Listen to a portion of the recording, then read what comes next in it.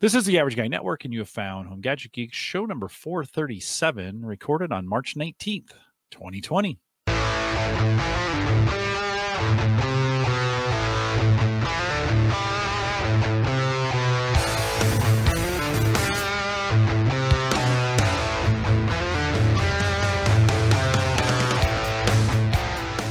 Here on Home Gadget Geeks, we cover all the favorite tech gadgets that find their way into your home. News, reviews, product updates, and conversation, all for the average tech guy. I'm your host, Jim Collison, broadcasting live from the AverageGuy.tv studios here in a stormy Bellevue, Nebraska. Mike, did you guys get any hail or rain? I saw not out west, not out here. The city. Okay. Although, you know what? I've been in this basement for the last 4 days, so I really couldn't tell you what happens above ground. We actually haven't been outside. I haven't seen the light of day in 4 days, so that's not totally true. But yeah, you guys a little bit. My kids live out in Millard, and they said they got a little bit of hail. So we had tornado warnings earlier today, and weird first day of spring. It's Nebraska. You know, what do you expect? Of course, we post the show with world-class show notes out at the AverageGuy.tv. Don't forget you can join us live on our mobile app. Head out to homegadgetgeeks.com, Android, iPhone. You can download that there. Available for you if you're on the road. But why would you be? So you could stream it from home. Just pretend like go out in the garage. Don't start the car. Go out in the garage, sit in your car, play. I think I'm Mike to get my podcasts in. I seriously thinking that's what I'm going to have to do is because I've stopped listening to podcasts. Yeah. Have you been able to keep up?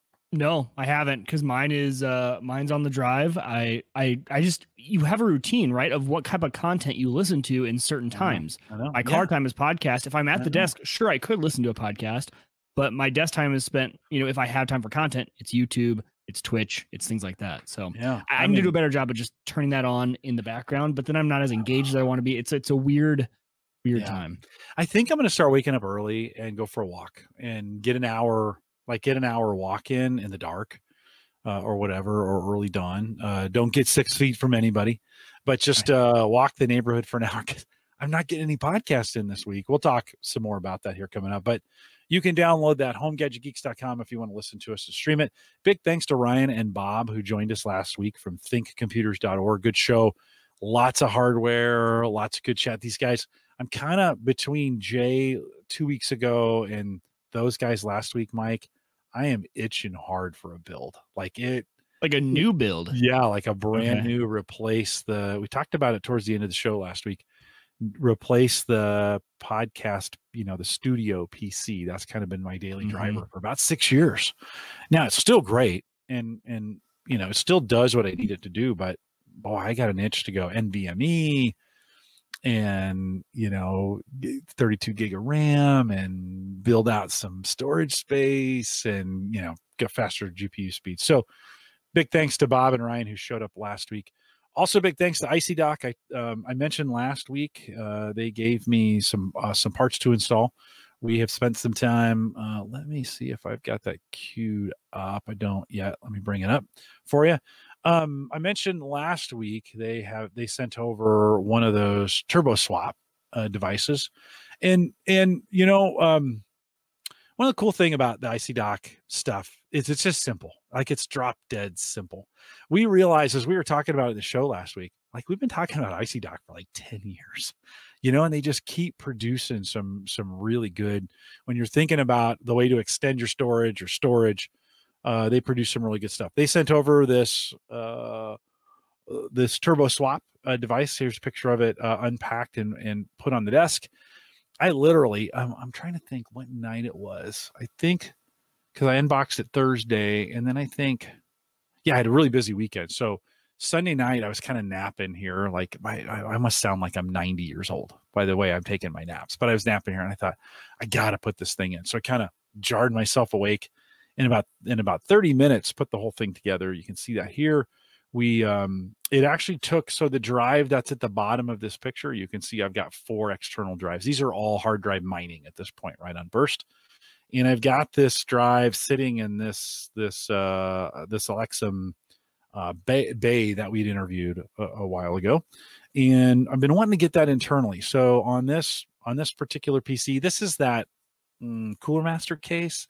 It's got a bunch of different, it has 3 5 1/4. I'll say it right this week. I said 3.5 last week. 5 1/4 inch drive bays in there. There's 3, 3, and 3. I have this DV drive in one of them. And below that is a 3-bay IC dock enclosure that's in there.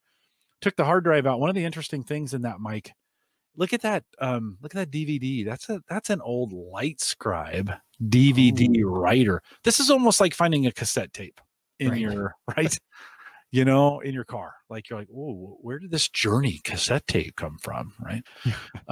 And so it's been in this box for so long. I kind of hiding in plain sight. Yeah, I kind of thought this is kind of cool. So it went in the drawer. It'll become part of the, things that you wish you'd held on to so you could come back to them. So pretty cool. This was a really nice DVD writer. And I can't tell you how many, I wrote a bunch of DVDs back in the day.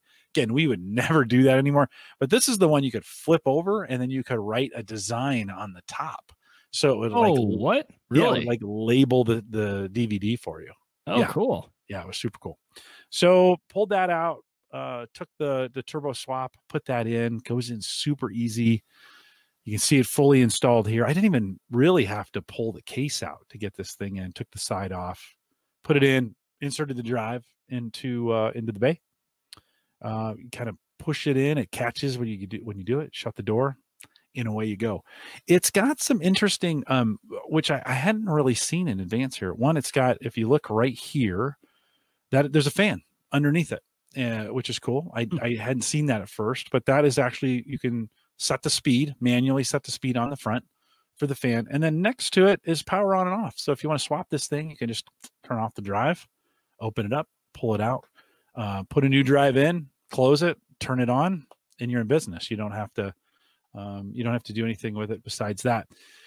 So in and working, Vincent, thanks for sending that over. It was a super easy install, a great way. If I was in a situation, Mike, where I needed to swap that drive out kind of on a regular basis, it'd work great. And I would think when I was writing or plotting for Burst, and I was that would have been perfect. It would have been perfect. And I was constantly pulling drives in and out of this. Some of those times I was putting them and burning them inside the docks, which was okay. Not really the fastest, and I could have done better than that. This would have been you get straight access to one of the 6 gigabit, SATA ports and not over USB, and that would have been great. I didn't take any pictures of it, but I have that LSI card that I bought for $25. Thanks, Kevin Schoonover, for the recommendation. It got installed at the same time, and I didn't run anything to it. You see these 3 IC dock bays that are right here. These 1, 2, 3. So that's a 3 in a 2-bay slot, right? They make those available. What I'm really looking at, what I'm kind of keeping my eyes on, is that 5 in 3. So it's 5 bays across, and it goes in a 3 by the 5 1/4 inch drive. That'll fit, and I have 2 bays for that, and I have 8 on this new LSI card. I've got 8 new ports. And so there's 3 drives installed in here. I've got 4 up in there. That's 7. And I've got a couple that I could chuck. That'd be really nice. They would fill up those. So hopefully that is coming up. That's kind of what we're shooting for. We'll get this running and see where things go with it. But those are kind of the plans. I'd love to see 2 IC dock enclosures in there on the big 5 bays. And to kind of make that a monster rig. That thing's getting a little heavy with the hard drives that are in there. So it'd be a great way to do unraid too, with a tower. Yeah. No, it's been if you have the old tower that has those, 5 1/4 inch drives. This motherboard supports up to 7 SATA ports. And so already there's a bunch in there. And then of course I can extend that out.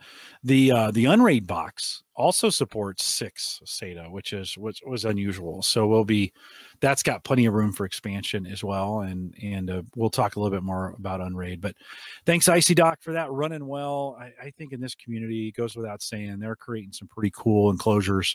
And if you're thinking about upgrading or doing some of that work along those lines, you might want to think about ICDoc and what they're doing. We're kind of highlighting them through the month of March here on Home Gadget Geeks. If you've got something ICDoc that you've been using, and maybe you've been using it for a while, but throw it on Twitter and tag me on it. You can also tag ICDoc USA on it. We'd love to see those pictures and just thank them for kind of being the March sponsors for Home Gadget Geeks. Mike, we're home working now these days, which is kind of crazy. If you're listening to this, maybe you're listening to this in 2022 and you're like, oh, those silly fools. But we are, like, we're home, right? You're spending some time. You got a new setup, I take it? Yeah, I do. So you guys know that I talked about the Vivo kind of 4-monitor mount setup that I have. And we are, our company is mandatory work from home at least until next Friday. So we'll see if that gets extended. I'm guessing it will. And the interesting part for me is, with all my gear here, I think I was pretty well prepared to work from home, right? I mean, there are times where with kids, you have to. So I've done it before. I kind of have my main workstation here. The thing I didn't think about, I still have not gone into work to get it, is without a dock, I really had no way, because all of these, I have 4 monitors that plug into 4 display ports on my GPU, right? I don't have any sort of dock to make that work with the laptop. The laptop does have one HDMI. So what I've done is I have my 4 monitors here, and then to the left, I brought an old TV. So I got a 36-inch or whatever TV behind. Jim, I think you have a picture of yours. So when you show yours, mine's almost exactly the same. Yeah, mine looks exactly like that pretty much, just with the TV a little bit behind. And I got the laptop set up. For me, it works great because that one TV that I have is big enough. It's like having 2 monitors. So for me, I can do 2 comparison docks side by side, presentations, things like that. And so I think I was pretty well prepared. What I have noticed, though, is, our tech department, I'm sure, is getting a bunch of calls. But for the close friends I have at work who know I'm kind of the tech guy, I've gotten a lot of questions like, oh, okay, like, can't get my headset to work with the video app we're using, or, how are you doing this? Or, oh, hey, my audio is always pixelated now. Why? I'm like, well, can you run an Ethernet wire, or you're probably in your basement? Are you still on cell signals? Check your Wi-Fi calling, see if Wi-Fi calling is turned on. So there's been a few quick tips I've been giving people, especially for their phones, especially because the cell towers here, I've noticed, have been a little spotty, and especially for people around the country, same sort of way. They're getting pretty hot because everyone's, doing that from home. So I've been suggesting turning on Wi-Fi calling, running Ethernet cables if you can. Jim, we always know that you and I love pimping using a microphone if you have one, even if it's like a Bluetooth headset, something that's not the onboard computer microphone and speakers, which everyone is kind of having to default to using, especially when they're not in their home office, when they're not in the actual office. Sometimes in the office, they'll have speakers and things like that. But I'm always suggesting, grab something, a cheap USB headset. Yes, those ones are great. They're a little expensive. Well, they're hard to find now. Are they hard to find? Yeah. If you didn't buy a webcam or a headset, they're gone. They're hard to find. Now, I imagine they'll replenish pretty fast, but when I looked for C922s on Amazon the other day, somebody was talking about this, and they're hard to find. So yeah, they got kind of pricey. I haven't been worried about the camera as much, just because everyone, I would be literally the only one that I'm working with that has an external, nicely set up webcam. So I'm resorting to the laptop camera, which isn't too bad. But audio wise, I'm on calls all day, so it's really important. And everyone has noticed, right? Like, oh, your audio sounds a little bit different. I've been jumping across. I can't decide what I want to do. So here's my dilemma. We use WebEx a lot, but now we've started to move to Teams. So Teams has been, just the best tool, my favorite tool. We recently implemented it, so it's relatively new for us. It's a Microsoft tool, right? I know, right? But so was Skype, right? And I didn't like Skype. Yeah. So Teams, the way it's integrated and everything. So my whole team is just screen sharing all the time. Hey, hopping on the video, hopping on a call, just starting a chat and having however many people we need in there. It's been fantastic. But what I had been doing for the longest time is with WebEx, you can have it call your phone. And so then I would have my AirPods in with this phone, and that's really good audio. And then I don't have to pair my AirPods with my computer. So that was my dilemma. But Teams obviously is just computer audio. So how do I do that? So I went and I did find, I forgot I had these in a bin. I had these old Power Beats, Bluetooth. It's a Bluetooth. It's like a running headset, right, with a microphone on it. I've been really surprised. I did a test recording. The audio is actually pretty good on these things, especially for the microphone. So not bad at all. Way better than the computer mic.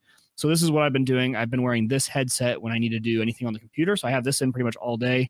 If I get a phone call, though, I'll switch over to my my AirPods, which have been great. The AirPod Pro have been huge at home. Talk about having 3-year-old and a 2-year-old running around upstairs, things going on, TVs, and just be able to still earbuds, not big cans, but then be able to do that, and all of a sudden the noise cancellation starts. I just don't hear any of it. It's been really nice. Wonder if those sold out. What? I wonder if I bet so. Know?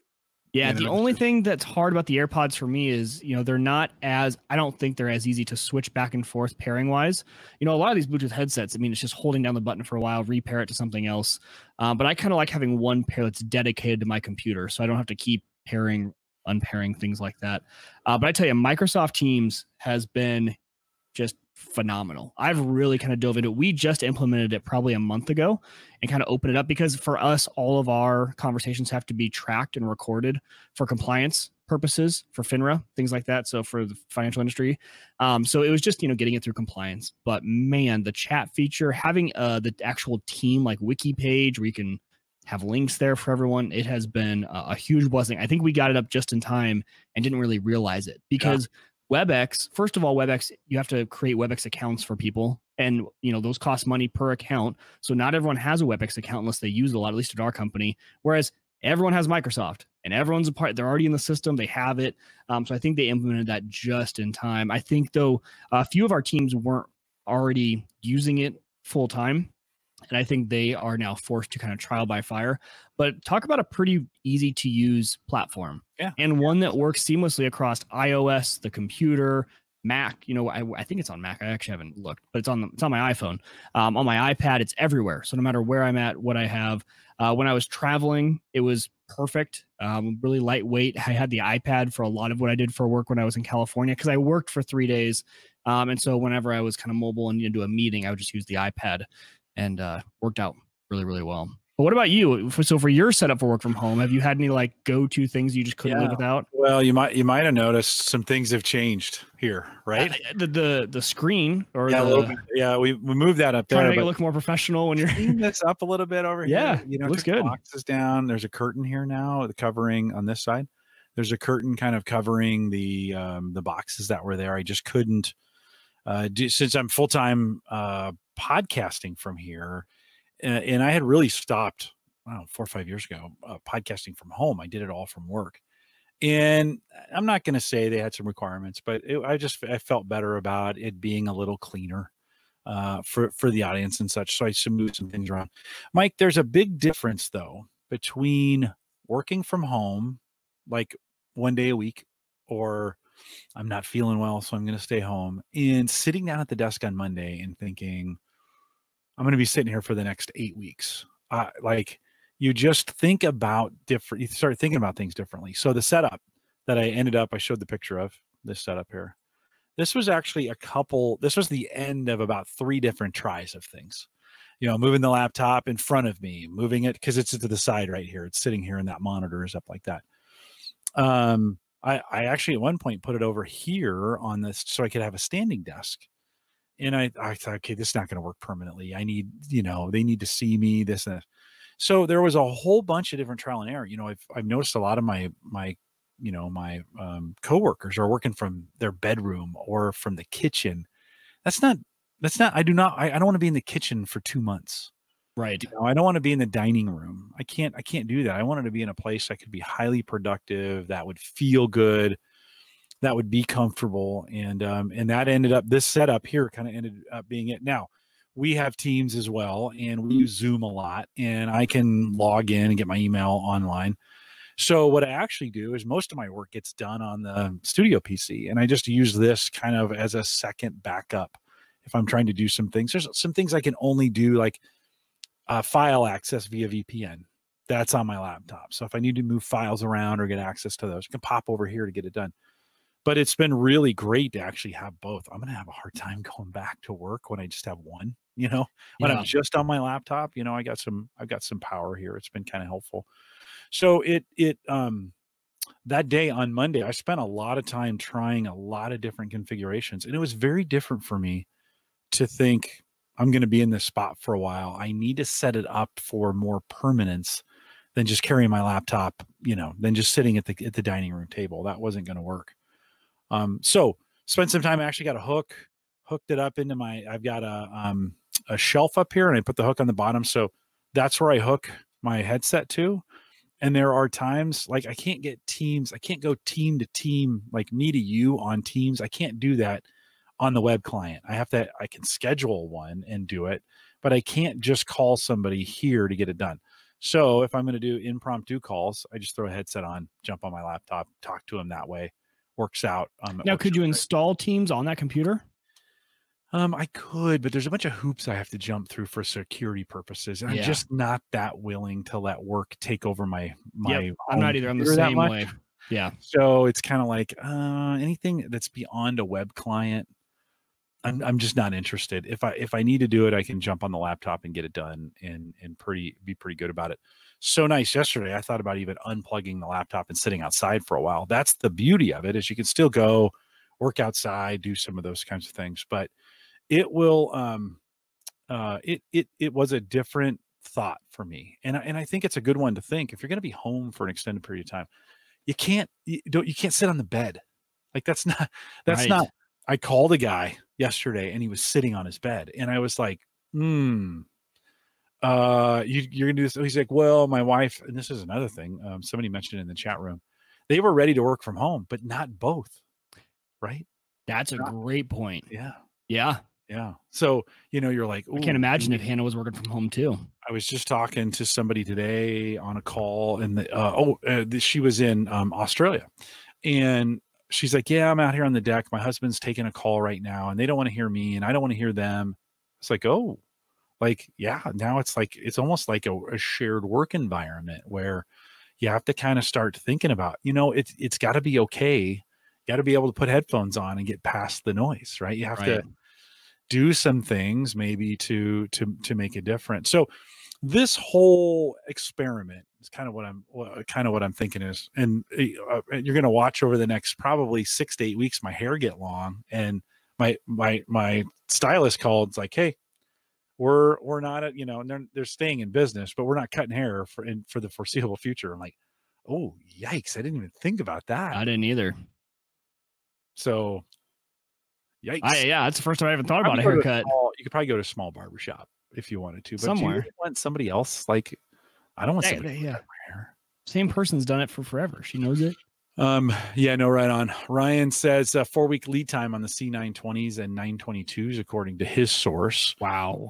We have seen this, and our church did this. In fact, my church pinged me tonight right before the show, and they're like, hey, we're recording Sunday service tonight. Can you come down? And I was like, no, sorry. I can't, not tonight, not on Thursday. And we went to church Sunday and we did one service. We normally do 3. We did one service and just streamed it and recorded it, right? This week, they're going to pre-record it. And what they've done is scheduled everybody separate. So not everybody's there at the same time. So like the band comes in, and it can only be the band, right? Because we have this Douglas County has this 10-person rule now, right? No more. So someone's going to edit it together or what? Yeah. So no, they'll bring the band in and do the music, and then they'll leave, and then pastor will come in by himself and he'll do the message, and then he'll leave, and then the other parts need to be done separately. So it's just interesting what we're having to do just to get past this. John says he's supposed to get his haircut today, but she canceled me. Hated to miss so close. Yeah, like now, okay, you're probably 4 to 8 weeks out. And just think, Mike, when we restart all these services, Mark said he got his cut tonight, short, in case it'll be a while. Reminded me of a day when we got deployed. I was in the military. We got deployed for the first Gulf War down to the National Training Center. We got deployed over a weekend. So like they told us Friday, we deployed Monday. No time to do anything. And we got down there. And we'd been there a couple of days, and they're like, okay, who needs a haircut? And for our first sergeant got some clippers out, and we got the worst haircuts of our life there. I'll never forget that. It was horrible. Because none of you had time to get one before you left, right? No, heck no. We did. Yeah. He was trying to make a point, but he was, in other words, like, you should have been keeping up with this before. Yeah. So, the other thing of tech-wise, this has thrown into it, is it's causing us to think through, we mentioned it before, things like desk chairs are in high demand at Office Depot, right? Things you never thought you'd have trouble getting.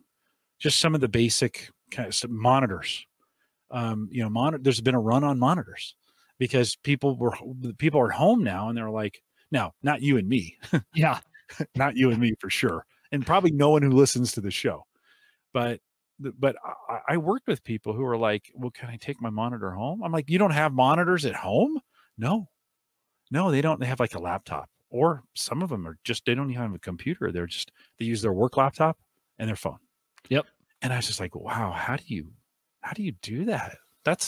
It does not compute. Danger. Right. So did your firm, like, so our firm allowed people to check out stuff through IT if they needed to, but they really were like, we really don't want you to. So if you can't, like, if you can avoid it, but we will check stuff out too. I'll show those in just a second. We just said, take stuff home, like, and self-report it that you're taking it home. When this is over, we want you to bring it back. John says, oh no, that's the one that hasn't shown up yet.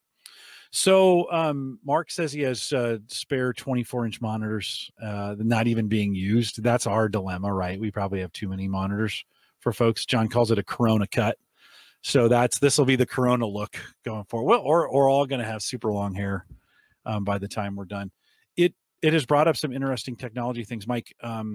Technology also, when we think of like Cox Communication, our service provider, has waived the fees for any overage going forward. Did you ever cancel? Did you cancel? I did. Right? So it's great. Yeah. Dude. So now if you have Cox for the next few months, at least call them and cancel your unlimited data service. Mm-hmm. If you have that with them, because now they're not charging it, and there's no end date on it for now. So no, I think I saw that like end of May or something. Oh, the end of May. I'm sure it'll get extended. I am sure they got so much positive run. We as a community got really interested, of course, in the folding projects that have gone on, folding at home, Rosetta, which I had never used before. And then is it Boink? Boinc? Yeah, Boink is a way to fold for Rosetta at home. Okay. You use the Boink app to fold for them. Right. The client for Boink. And what's funny, it was like I installed the Boink client and it brought up packets I had used when we were mining for GRC coin. Yeah. Back in the day. And I was like, oh, I guess it didn't clear the data from that when we did it. Kind of fun to get back into that. We have a folding group. And in fact, if you join us in the Discord group, we have a distributed computing, what do you call it? Channel in there. Yep. Thank you. And it's like, I'm like the old man asking his kids, how do you operate this thing? 243-306.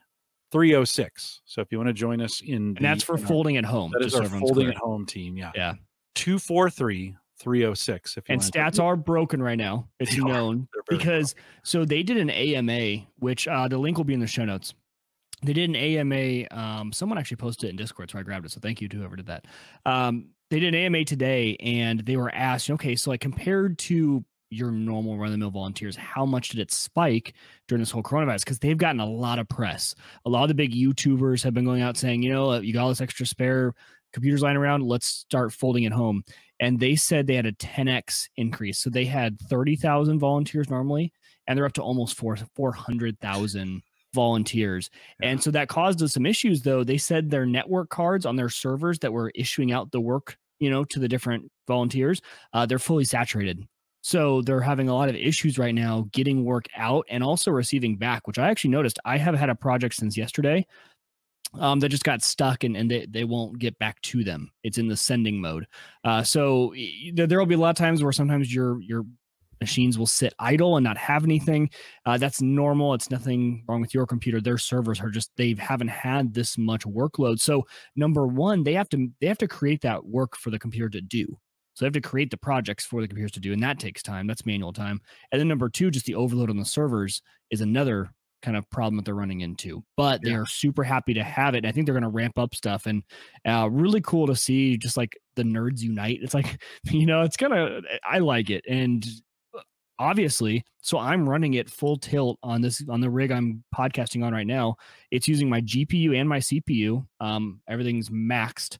I have the meters over here. Everything's just pinned, and it's not affecting anything. So I think folding at home does a pretty good job of, hey, I'll use the spare. Like whatever you're using, I'll let your other processes take priority, and I'll just use the spare, which works really well. But yeah, these are 20-year-old programs, right? This isn't new. Like we've been doing this for 20 years in these clients. Yeah. So they've gotten pretty good at, and they're open source applications. They've gotten pretty good at these. Folding at home is not open source. Oh, is it?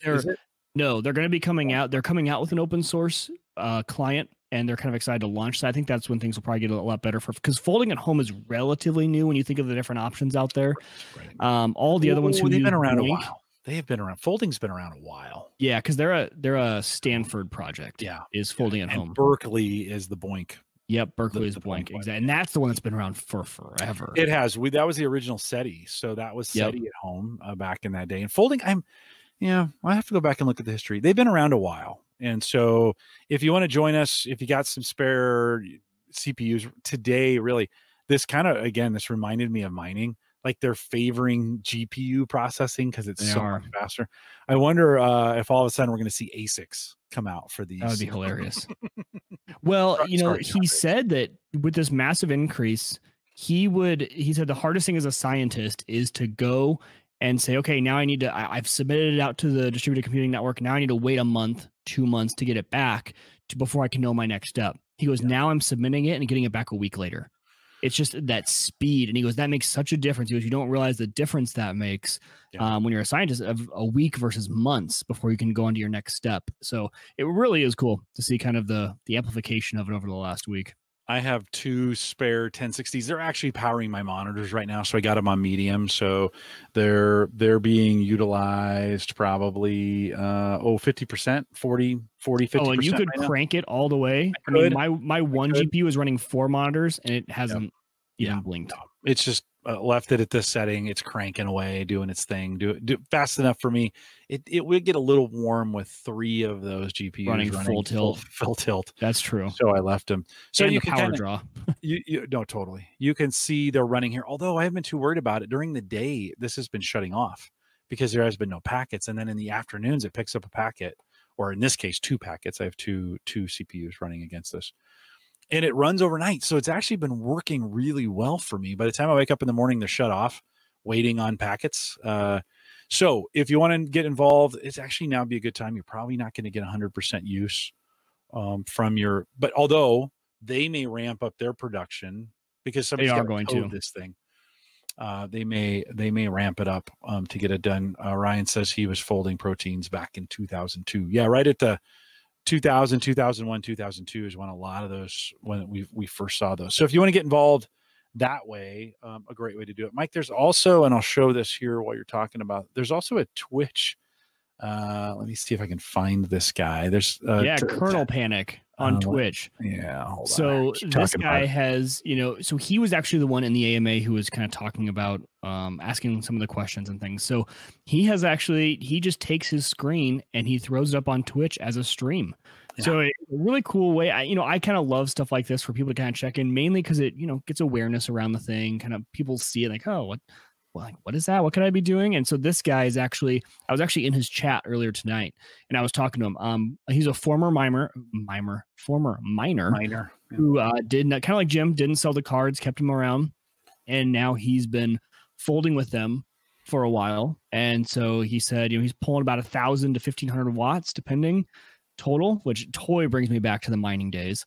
And him and I were actually joking about how cool it would be if someone figured out how to get pretty much how you could mine an altcoin and fold proteins on the same as a same process, right? I mean, we've seen that before with the certain mining activities being able to be duplicated for certain things. And so if there it would be really cool, kind of like a GRC coin, but while you're folding the proteins, while you're doing those simulations to be able to mine an altcoin, would be kind of interesting. Mm-hmm.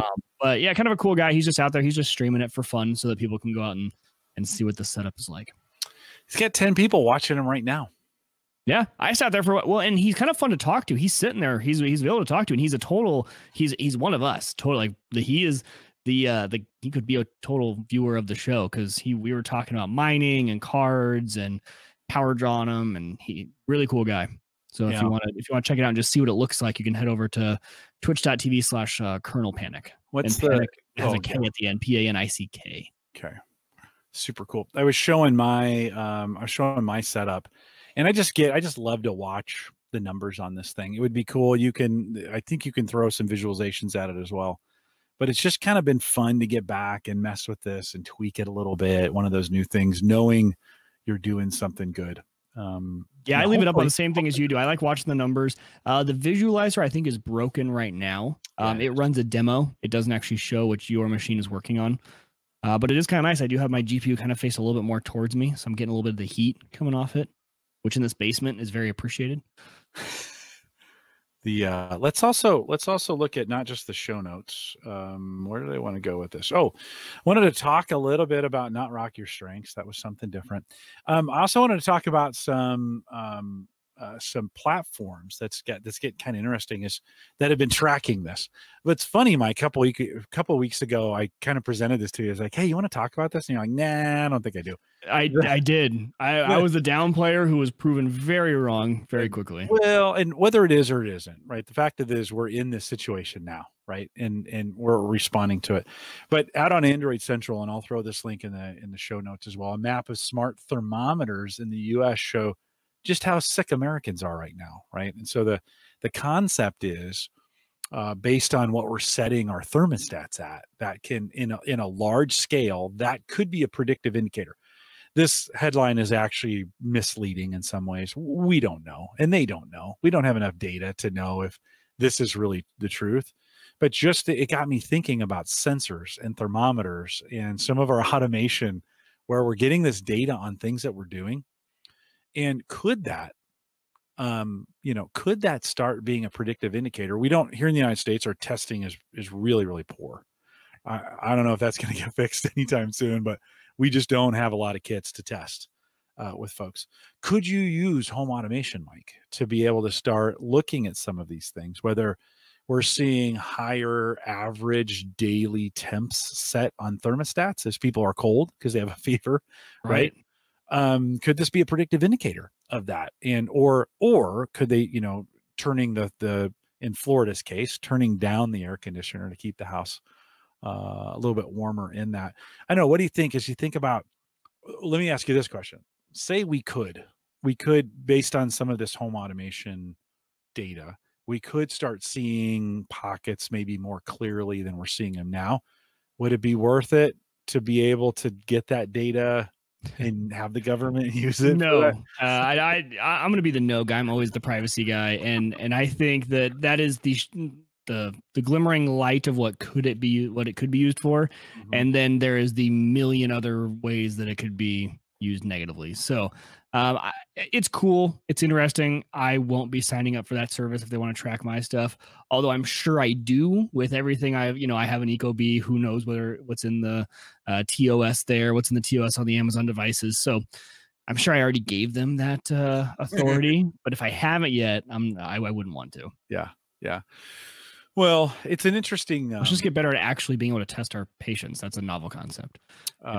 Yeah, Joe says that in the chat room. He said he actually had to turn on his AC today because of folding, and that we are in that weird spring spot where is he sick? No, he's just helping the cause. Yeah, he's helping folding. There's also a John Hopkins site which I find much more useful, and this is actually what spurred the conversation with you 2 weeks ago. When I thought about this, one of the guys at work shared this to me, and it's an attempt to get in early on, when this was starting in China, there was a lot of misinformation about the numbers. Where was it? Where was it really? What are the real numbers? Those kinds of things. And so, and by the way, there are some scams going on around this map. The map got so popular, some folks kind of cloned it, and then we're adding, ransom ads or something. No, it was malicious in its nature. So be very, very careful. I've got this from coronavirus.jhu.edu and then /map.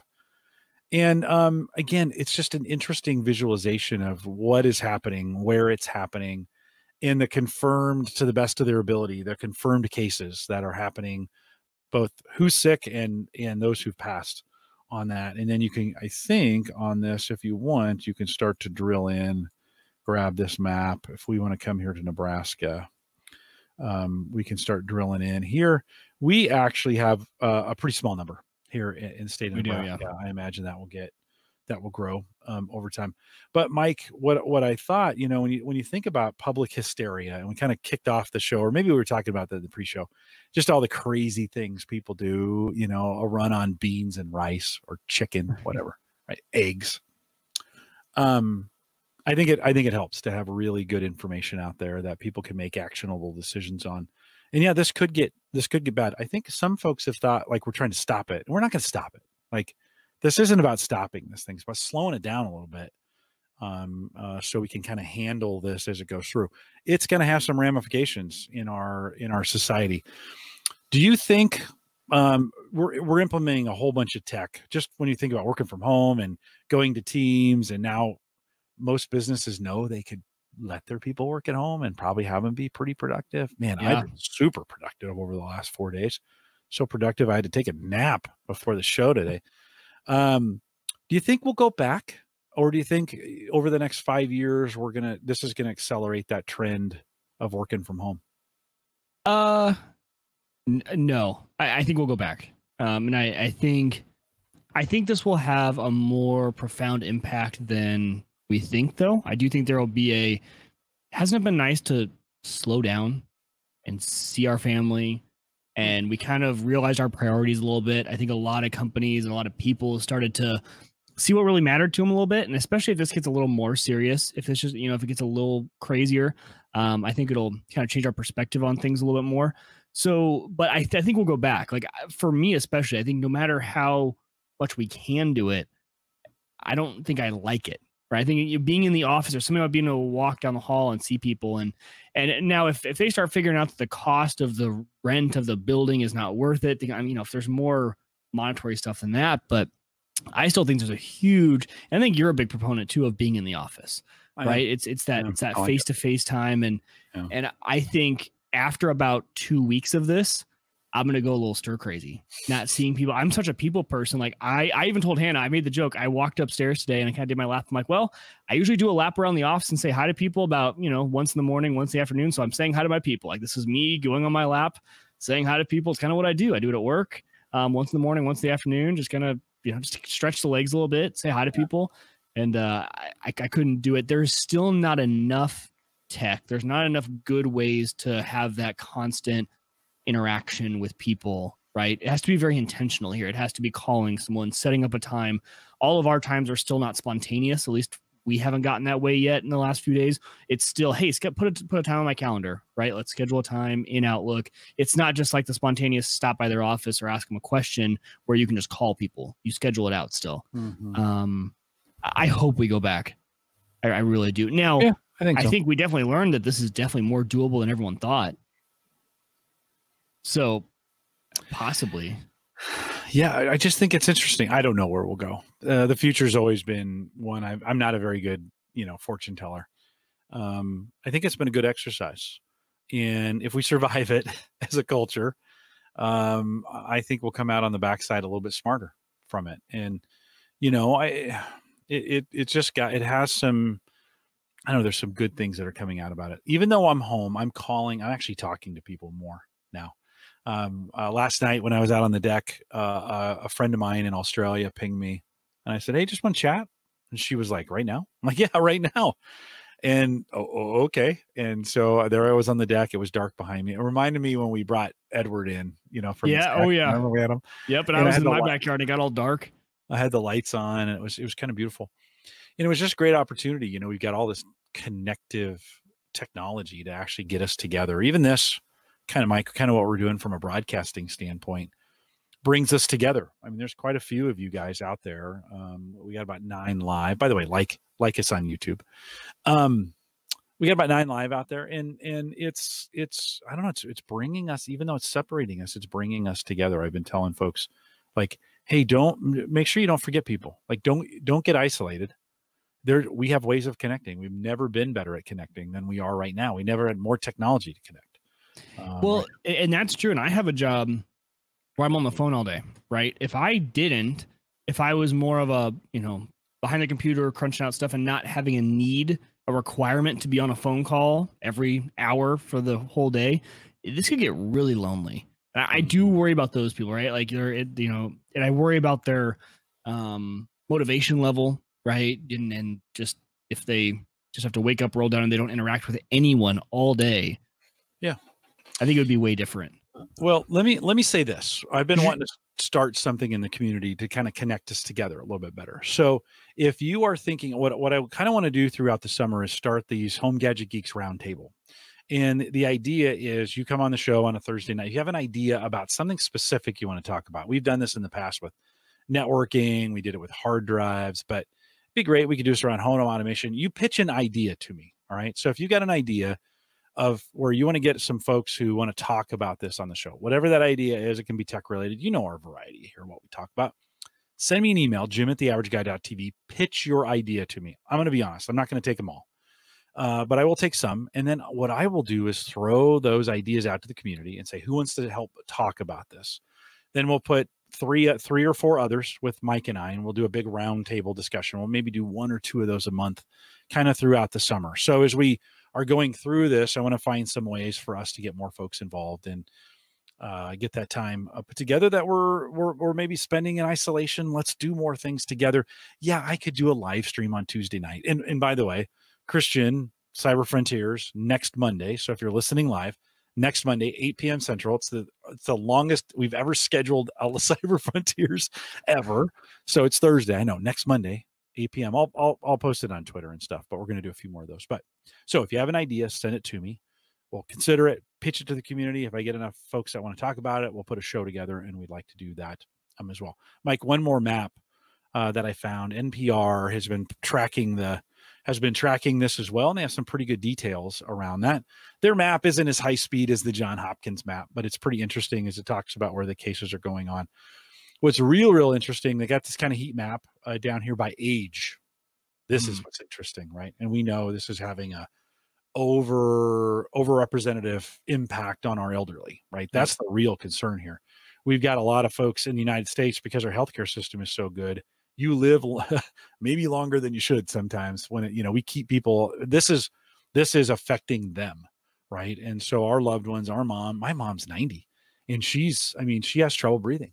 And like, I'm kind of worried, and as we look at this map, you look at this heat map, it's a disproportionate amount towards the elderly. So we have to be careful. That's why it's important we're doing the things we're doing.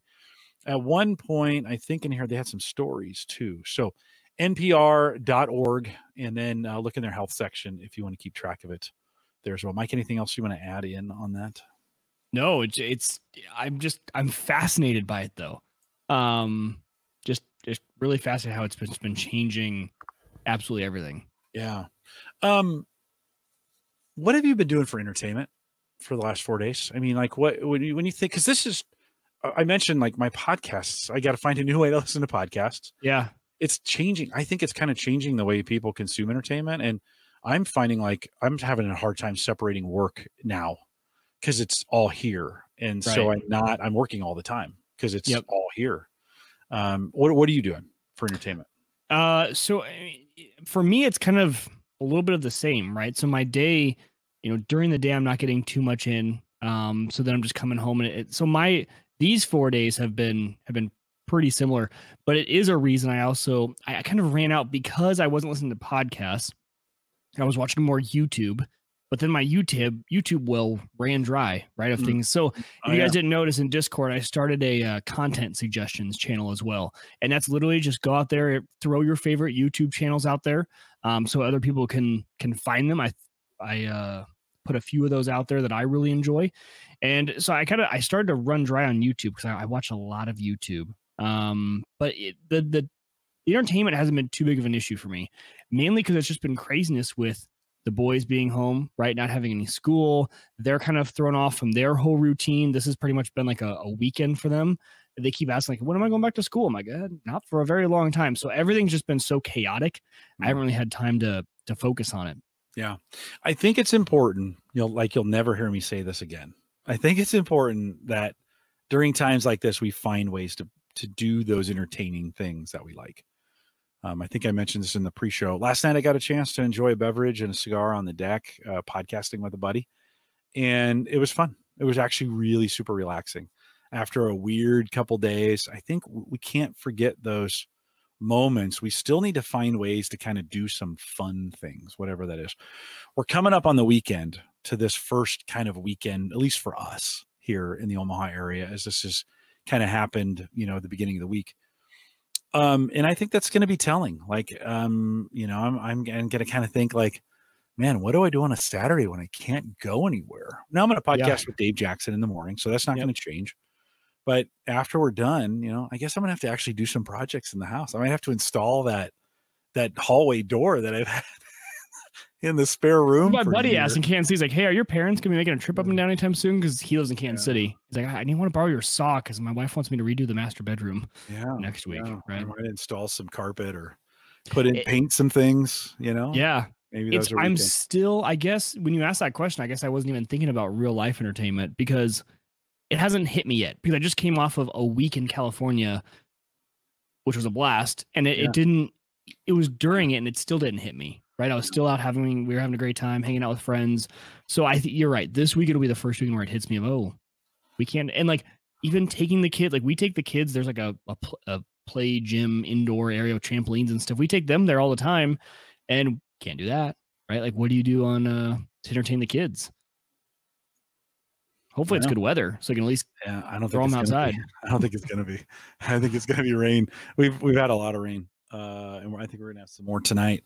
It really changes our rhythm, you know, with the only thing comparable, and these are not comparable, but the only thing that I can remember of like this was 9/11. And, you know, they canceled all sporting events for the weekend. And, you know, we were like, everybody kind of got together. America kind of came together. Right. And we went back to work. You know, that happened on a Tuesday. We canceled everything for the weekend and everything got rescheduled. And we went back to life the second weekend, and games were played and patriotism was displayed. And we celebrated our first responders. And I mean, it was incredible, right? It was an incredible day to be a patriot here in the United States. But the next week it was pretty much, we were back to normal for in a lot of cases. Now, I don't want to minimize. There's a lot of people's lives, lots of people's lives that were put in turmoil, including our military, who were then deployed and were gone for a while. And so for them, it wasn't, right. But when I think about America in general, we slowly went back to normal, but we worked and we, you know, all these things. This is different in some regard that like we're all thinking 6 to 8 weeks, and that's a long like that's as long as people are in basic training in the Army or were. I think it's 12 now, but that's a long time. Like 8 weeks is a long time, Mike. So I think a couple things we have to do. One, we have to check on each other. So if you're part of the Home Gadget Geeks community, if you're feeling lonely or isolated, if you need somebody to talk to, for God's sakes, reach out, right? There's a million ways to contact us. Right? Well, it's a great way. This is a perfect use case for go use that voice channel in Discord. Anyone, you guys know it's almost like a chat. You can just hop in there and just talk.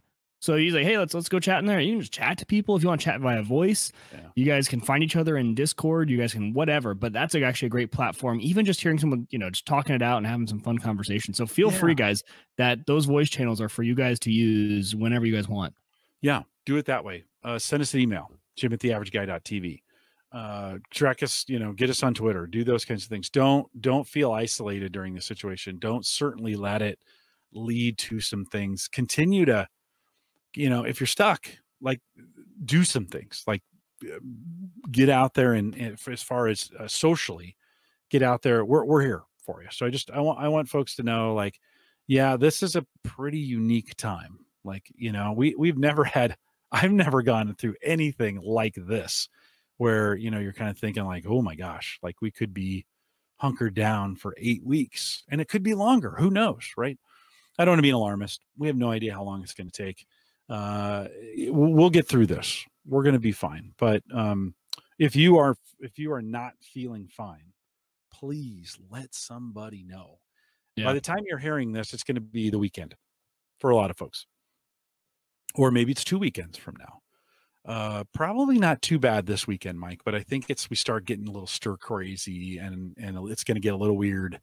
The great part is you and I will be here every Thursday, and we'll be able to document it throughout the way, right? We'll have a weekly update for our history books. Yeah, we will for sure. So one of those things, God, I couldn't have picked up a better project than Unraid. Like, because it's endless. Like there's literally endless. Yes.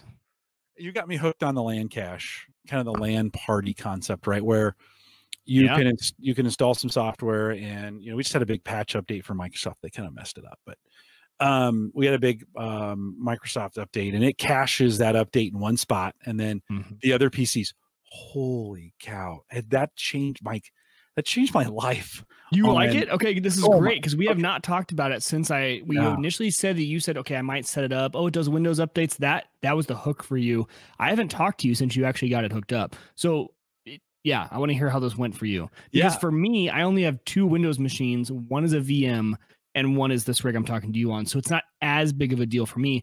I look at it from a gaming perspective. I have Xboxes in the house, multiple, and those can be hundreds of gigs of games that it'll cache. But I want to know how it works from the Windows side. Yeah. Worked out really, really well. When we think about the productivity increase. So I have 7, 8, maybe 9 computers here in the house. And those, it cached it once, and then it would just pull from that cache for each time after that. And it was going so fast on some of them. I was like, I would start the, Did you even go? Yeah, no, exactly. Be like, hey. And so it's just different. It really sped things up. It was kind of cool. And then I geeked out over going into the dashboard and watching just exactly how much speed it was pulling, or how much storage it was. So what it was storing and how it was storing it, and some of those kind of things. So pretty cool. Pretty cool. I want to ask you. So I've got that. It's works great. Works for Windows. Also, we should mention for unrated users what you were using for that. Yeah. What's the exact LAN cache bundle? Okay. So if you go into community applications, search LAN cache bundle. I mean, Jim, at least it was the easiest setup you could ever ask for. There's not even any alterations you really need to make to the template. Download it, hit apply, and then go to your router and plug in the IP address of the IP address you gave that Docker in Unraid, and you're done. 5 minutes probably you could have it up and running, I'd say. Maybe 10. It wasn't long at all. Yeah. And the great part about it is you don't have to go program it on each computer, because if you do it at the router level, just send all your DNS traffic through it, and then it will forward on. You get to set what DNS you want it to use for upstream. 1.1.1.1 is the default. Yeah. So for if y'all are wondering what we're talking about, and it not only does Windows updates, it does Origin. So we're talking about Apex. We're talking about Stream, anything from the Stream library for Stream games. Xbox. I don't know if it does PS4. For sure, Xbox. Jim, I had the same thing. I re-downloaded because I had erased one of my hard drives. I re-downloaded Forza. That's a 70 gigabyte game. And then I got the Call of Duty, which is 100 gig. So it's 170 right there. That would have been doubled between my 2 Xboxes. And it just did it once for the first one. And then the second one, not only was it fast, but think about how much data that saved. Now, we just talked about Cox not charging for data overages. It won't be that way normally, it won't be that way forever. That saved me 170 gig worth of data. That's a lot, right? That's more than a tenth of my overall allowance. So it's a really cool, easy Docker to put on. Really easy. In fact, I pinged you at one point. I was working on it, and I had a few questions, and I pinged you, and I was like, "Hey, you got a few minutes?" And you're like, "Nope." Yes. So you're like, "Nope." And I'm like, "Oh, okay. Well, I'll figure this out. Not a big deal.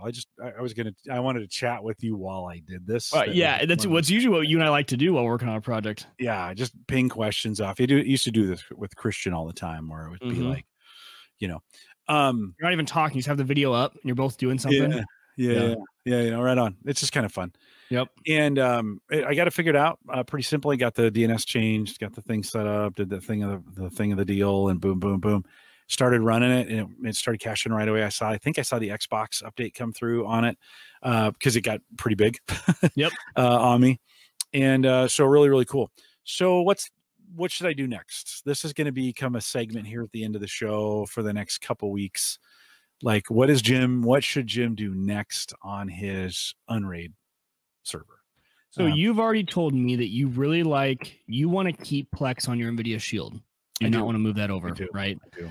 Yeah. I think the next the biggest one, and probably the one that'll take you the most time, but just to have it and to play with it, is Nextcloud. Okay. Have you run a deployment of OwnCloud or Nextcloud before? Well, we had them on the show. Yeah. We talked about it. I've looked at their software. Even just to play with it, it would be one of those that would scratch your itch for setting something up. Okay. If you really want to get that up and running. Is it a Docker or a VM? Docker. Okay, perfect. Yep. So it's a Docker. So Space Invader, if you haven't watched one of his videos yet, you haven't done Unraid, and because he's just the end all be all source for everything. Okay. He has a great video on how to do it. So run Nextcloud, because what that'll get you as well is you'll have to install the Let's Encrypt Docker. So you'll get working on a reverse proxy. Okay. Right. And then you can start really playing around with, hey, because I don't know if you really have any. For me, Sighthound is really the only one, but you have Sighthound too. I do. Anything that you would need to port forward historically, just get that all moved over to a Let's Encrypt. Okay. So this will kind of lead you down a nice path, because I learned about Let's Encrypt and how to set it up through that video from Space Invader on how to set up Nextcloud, right? So it leads you down a chain of getting all that stuff set up. Yep. Then after that, you could, is LastPass still a sponsor? No. Okay, good. Well, you could ditch LastPass and you could go with self-hosted Bitwarden if you want to, right? So once you get that reverse proxy, it really kind of opens up the door for a few of those. Oh, that'll be good for Sighthound. I've been wanting to move that over, and I may need to.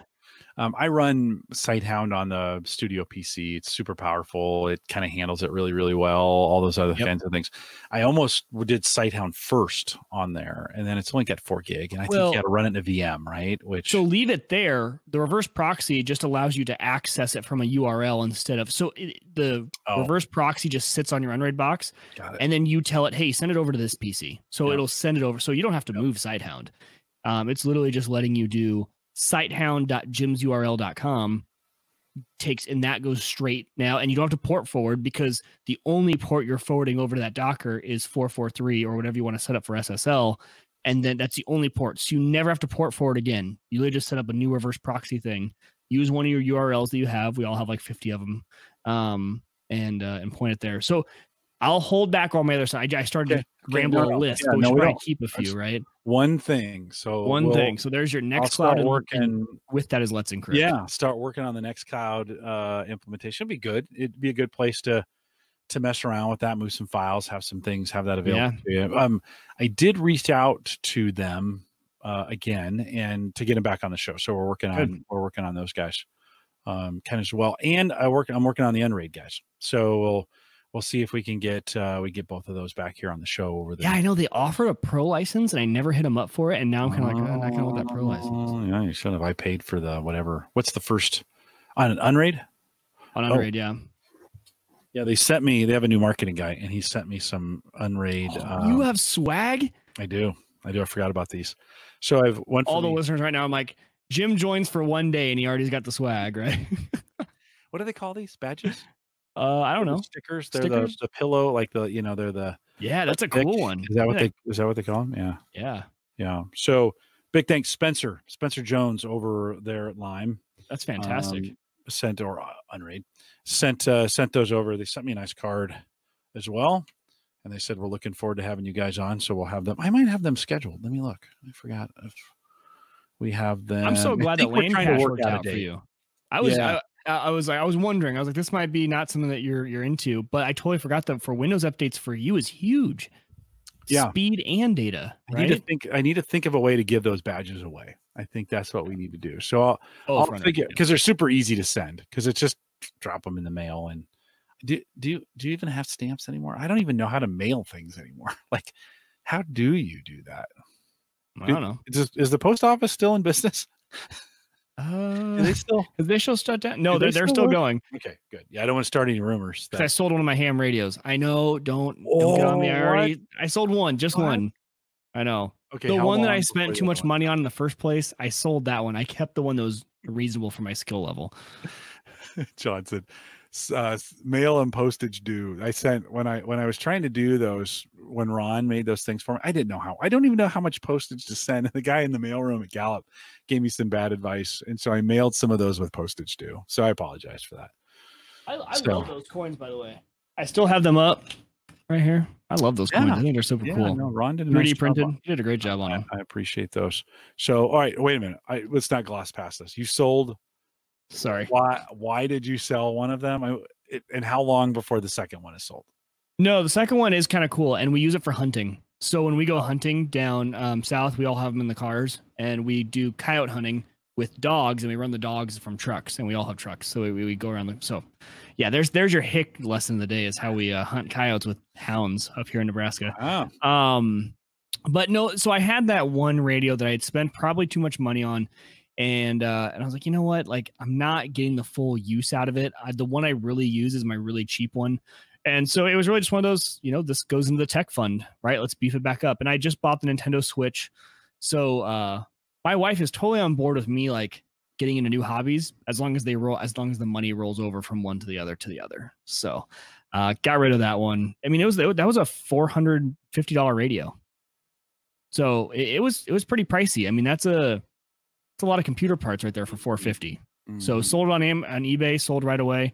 I was really surprised actually because they paid $450 for it, and you can get it new for $450. So I don't know why, but they did. So I broke even on it again. Okay. No profit. As long as I could. You broke even. No profit. Yeah. All right. Broke even. All right. Yeah. You tried to sneak that one in. I did. Well, because you guys have been waiting for me to say like, oh yeah, he's already out of ham radio, and I'm not out of it. I knew they would think. When's the last time you updated your website, your ham radio website? The first day I set it up. Oh, Wieger. I so know. Great. It's I so actually great. messaged Christian and he switched it over to me because I'm actually going to switch it over to something different, just like the dad nerd kind of as an overall website. So you're back on the gaming thing, kind of, right? Oh well, but I wanted a site where I could just like blog a little bit, right? Like about tech, like anything I was thinking about, just tech, just like, oh, I'm doing this weekend. I don't want to maybe do a full YouTube video, but I want to like write about it, take some pictures, come back around, huh? And so I don't know. You know me. I know I do. Yeah, I haven't. We are like there won't be any posts on that before I delete it. So we are the exact opposite. It takes me forever to get into something. And usually I'm about a year late by the time I finally get there. Right. And, you know, I think there's some folks that are surprised we're into Unraid in this community. Like that's kind of had gone in waves of popularity and not popularity. Right. We were early and late to the game, for a lot of reasons, but, yeah, so I'm always late and you are always super early, but man, you flame out fast, like super fast, just red hot, ice cold. I like it. I used to think I was that way until I met you. I think you're a little bit more like me. It's funny that you think of yourself as pretty like, so I think you're quick to get in, not as quick to get out, right? Like you'll jump on we got into mining. We've done a lot of things where we've gotten in. And I think you're really good at sticking with things. And I have a hard time letting stuff like that go. You know, so. I have commitment issues. So, well, at least you admit it. Yeah, I've been married for 5 years though. That's the longest I've done anything. Yeah. Well, that's pretty great. 31 years for me this year. Yeah. Well, you know what's funny though is Hannah and I were talking about this actually with the anniversary thing, and I'm like, you know what? The one thing I've done for the longest amount in my entire life is podcast with Jim. This has been the longest running thing. I have not done something weekly for how long have we been doing this? 5-6 years together. Yeah. And you're gonna because I'm not giving up on this. Not letting you go. No, I'm not letting you go. If you divorce Hannah, that's okay. You're with me. So we're good. Sounds good. A lot more cigars in that case. A lot, because she's blocking me. Like, I know. You're convinced of that. I'm not. It's not true, but you're convinced of it. She is blocking me every time I try to get to you. Oh, Michael, we need to go out of town. I can just hear her.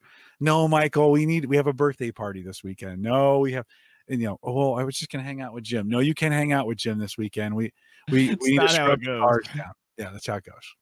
So, well, with that, we'll remind everyone, hey, a big thanks to our Patreon subscribers.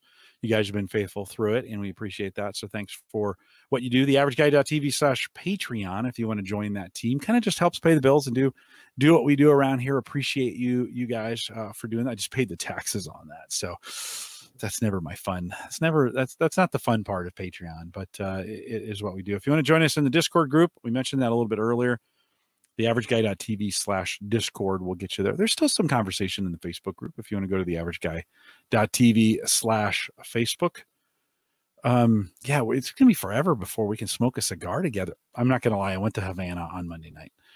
We'll just get out a tape measure on my back patio. We'll sit 6 feet apart. 6 feet, right? Yeah, 6 feet. As long as we don't touch each other. Yeah, we're not doing it anyways, but.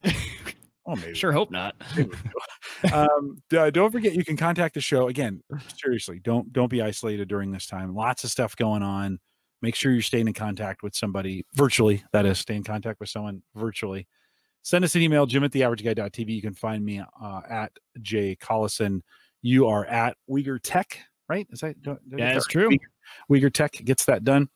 Don't forget the AveragegGuy.tv, both media and web hosting, powered by Maple Grove Partners. I mentioned Christian will be on Cyber Frontiers on Monday, so that is the 20.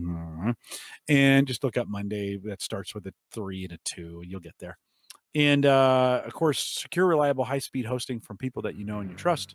Visit maplegrovepartners.com. Plans start as little as $10, and he is rocking and rolling on Maple Grove Partners. Don't forget, you can download the app, HomeGadgetGeeks.com, and we are live every Thursday, 8 p.m. Central, 9 Eastern, out here. John Biggs says he's the only one left in the Facebook group.